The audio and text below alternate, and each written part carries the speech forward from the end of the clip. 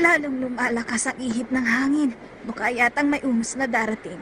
Oo nga, sana umuwi siya ng maaga dahil masyado niya ako pinag-aalala. Masaya siya sa kanyang ginagawa. Hindi niya ito mapigilan. Pabayaan mo na siya, huwag kang mag-alala. Oo nga, pero ipinangako niya sa akin na uuwi siya bago tumilim. Ayokong lumaki ang batang yun na hindi marunong tumupad sa kanya mga ipinapangako. Sigon, huwag kang mag-alala sa kanya. Alam mo, kaya niya ang kanyang sarili. Pero bata pa siya. Wala pa siyang 10 taon kapag may nangyari sa kanya. Huwag mong kalilimutan ito, anak ko. Pwede kang maging ina niya, pero hindi mo maaring palitan ng ama.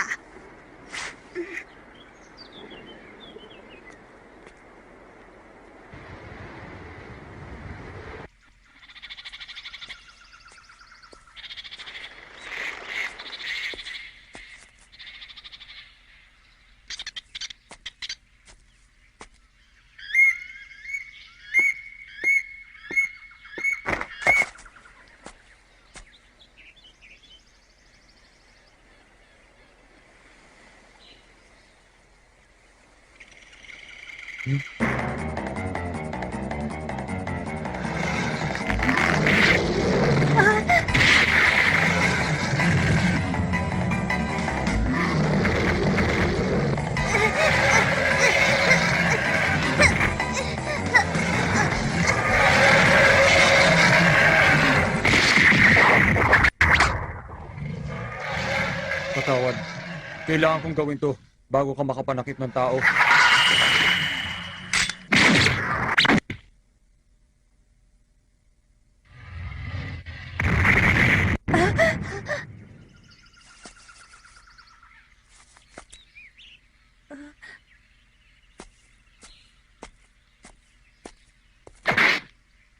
Ayos ka lang ba? Oo. Bakit ka nandito? Hindi mo ba alam na delikado dito? Tingnan mo yan. Yan ang tatak na kanya teritoryo. Kahit ang mga mababangis na hayop, umiiwas pag nakita yan. Hindi ka ba tinuruan ng tatay mo tungkol dyan? Dapat hindi ko nalang pinansin ang ingay na ginawa mo. Ngayon, para magiging cargo de konsyensya ko pa to. Wala na akong tatay. Wala na rin akong nanay. Namatay daw sila sa aksidente matapos akong ipanganak. Tsahin ko lamang ang nag-aalaga sa akin ngayon. Pasensya na. Wag. Maraming salamat sa ginawa mo. Ha? Anong gagawin mo dyan sa maliit na oso? Ano pa ba? Ha? Mamamatay din naman siya sa gutom. Sakali mang mabuhay siya, sigurado paglaki niya, mananakit din siya ng tao. Bakit? Aalagaan ko siya. Imposible. Hindi rin siya mapapalapit sa'yo. Kahit na! Bahala ka.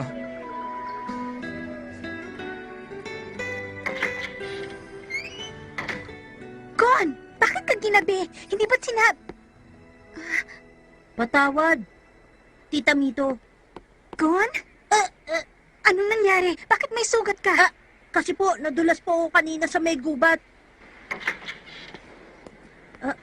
Tita Mito! Hindi ka masusugatan ng ganyan kung nadulas ka lang. Kung hindi ka magsasabi ng totoo, diyan ka matulog sa labas. Tama ka, Tita Mito. Nagsinungaling ako. Patawad! Kanina, noong nangangaso po ako, ay nakakita ako ng babing oso. Nung uhulihin ko na siya, kinalmot niya ako, kaya ako nasugatan. O sige, makakapasok ka na. Linisin muna natin yan bago ka kumain. Opo.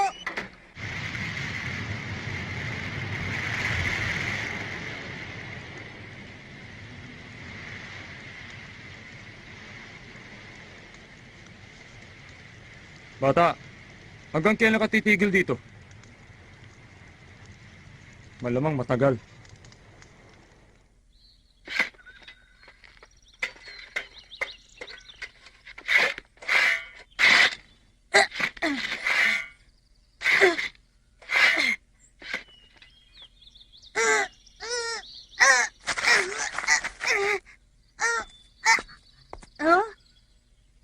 Kailangan mo pang lakasan ng pagtutulak.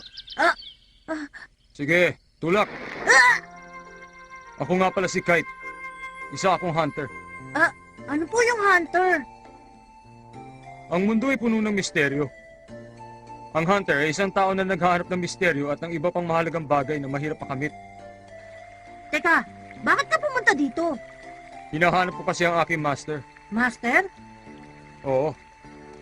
Sapagkat naibigay na sa akin ng aking master ang pinakahuli at pinakamahirap na pagsubok.